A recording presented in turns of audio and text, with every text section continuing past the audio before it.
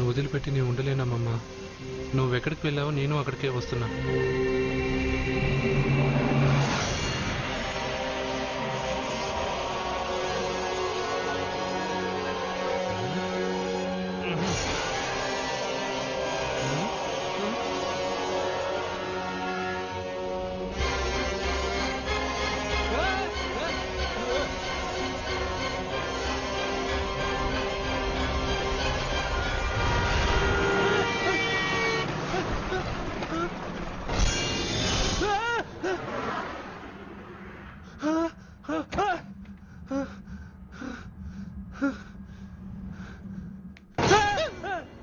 ఏమైంది? ఇందాక నేలలో దూకాలం నెలానా, అందులో 5 సున్నాలు కనిపించాయి. సున్నాలా? వెనక్కొస్తే ఒక లారీ వెళ్ళింది. ఆ లారీ నెంబర్ ప్లేట్ లో కూడా 5 సున్నాలు కనిపించాయి. ఏంటి నాకే సున్నాలతో సున్నా వేస్తున్నావా? లారీల్లోనూ నీటిలోనూ సున్నాలంటే నీకేమైనా పిచ్చా? ఫోన్ లో కూడా 5 సున్నాలు వచ్చాయి. నీకే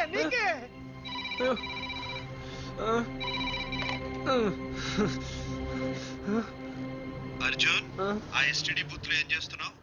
ఎందుకురా భయపడుతున్నావు? ఎవరు మాట్లాడేది? రామకృష్ణ మఠం పక్కన శ్రీ విద్యానికేతన్ స్కూల్ హోర్డింగ్ ఉంది. దాని ఎదురుగా ఉన్న under construction building 8th floor కి రా. నేనెవరో నీకు తెలుస్తుంది.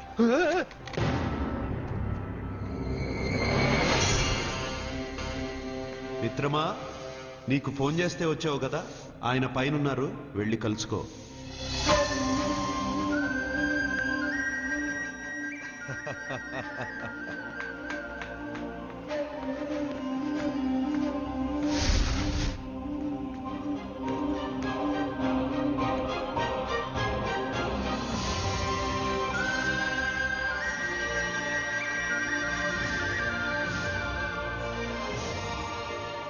నువ్వు ఇప్పుడే కదా కింద ఉన్నావు, పైకి ఎప్పుడు వచ్చావు?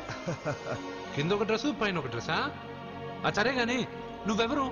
నన్ను ఎందుకు రమ్మన్నావు? నువ్వు మీ అమ్మమ్మ చేతిలో పడి చచ్చిపోవాలనుకున్నావు, కాటి కాపిరి వదల్లా. లోయలో దూకి చచ్చిపోవాలనుకున్నావు, నేను వదల్లా. 5 సున్నాలు నీళ్ళల్లో చూపించి నిన్నిక్కడికి రప్పించాను. అంటే నువ్వు నా గురించి తెలుసుకునే ముందు నీ గురించి నువ్వు తెలుసుకో.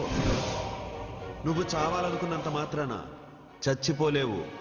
ఎవరి చావు వాళ్ళ చేతుల్లో ఉండదు మిత్రమా. నువ్వెవరు నేను చనిపోలేనని చెప్పడానికి? నేను ఇప్పుడే మేడపై నీకు దూకి చనిపోతాను. చూడు.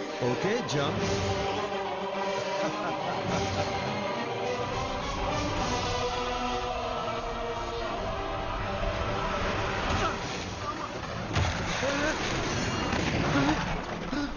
స్టాప్.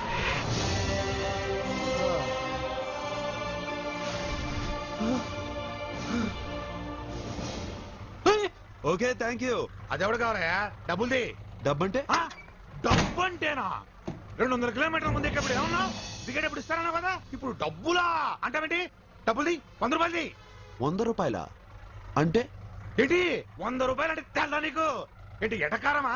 నీటి కనిపిస్తున్నావు కదా, లారీకి ఎత్తుకున్నాను. నాకు ఇయ్యాల్సిన 100 రూపాయల బదులు 1000 రూపాయలు బదిలీ చూడు. నీకు దొంగ బేరం. ఇలా సార్ అతను 200 కిలోమీటర్ల ముందు మీ బండి ఎక్కాడా? అవునయ్యా, ఆడో పెద్ద పోర్ట్ వంటి కేడి. అవ్వా సార్, ఇప్పుడే సార్ అతను 8వ అంతస్తులో ఉన్నాడు. అతను దూకమంటే నేను అక్కడి నుంచి దూకాను. ఏంటమ్మా, 8వ ఫ్లోర్ నుంచి ఆడు దూకమంటే దూకేశావా? నువ్వు బతికేశావా? అది నేను నమ్మాలా? నువ్వు ఇప్పుడే కదా 8వ అంతస్తులో ఉన్నావు. ఎప్పుడు 200 కిలోమీటర్ల ముందు లారీ ఎక్కావా? 200 కిలోమీటర్లేంటి, 2000 కిలోమీటర్లైనా వెళ్ళి ఎక్కి రాగలను. మరి నీ సంగతి ఏమిటి? చస్తానన్నావు, చావలేదు. That is fate, నసీబ్. ఈ తలరాతను కాదని సూసైడ్ చేసుకునే వాళ్ళందరూ బతికేస్తారు నీలాగా. నా తలరాత నీకెలా తెలుసు? ఎవరికి ఎప్పుడు ఏం జరుగుతుందో నాకు బాగా తెలుసు. నీకన్నీ తెలియడానికి నువ్వేమన్నా దేవుడువా? అవును. నువ్వు దేవుడువా? ఎందుకు నవ్వుతున్నావు? నువ్వు చెప్పిన దానికి నవ్వు రాక?